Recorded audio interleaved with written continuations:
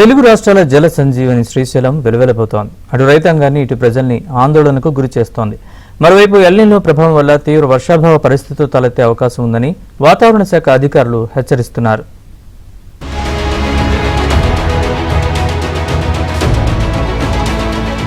ఆంధ్రప్రదేశ్, తెలంగాణ రాష్ట్రాలకు శ్రీశైలం ప్రాజెక్టు తాగు, సాగునీరు అందించే బహుళార్థ సాధక ప్రాజెక్టు. గతేడాది శ్రీశైలం ప్రాజెక్టుకు ఊహించని విధంగా వరదలొచ్చాయి. దీంతో శ్రీశైలం ప్రాజెక్టు వేసవి సీజన్ ఆరంభం వరకు జలాశయం నీటితో కలకలలాడింది.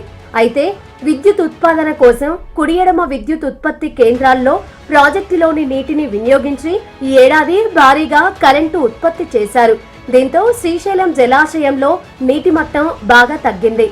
తెలుగు రాష్ట్రాల్లో ఎండల తీవ్రత పెరిగిపోయింది. ప్రాజెక్టులో వరద నీరు అడుగంటింది. ఈ వర్షాకాలం సీజన్లో ఎల్నినో వలన రుతుపవనాలు అనుకున్న సమయంలో వస్తాయా లేదా అనే సందేహాలు నెలకొన్నాయి. ఎల్నినో ప్రభావంతో వర్షాలు ఆలస్యంగా పడితే తాగు, సాగునీటితో పాటు రాష్ట్ర రైతాంగానికి కష్టాలు అధికంగా ఉంటాయి. డ్యాం ఖాళీ అవ్వడంతో ఇప్పటికే ప్రజలు ఆందోళనకు గురవుతున్నారు.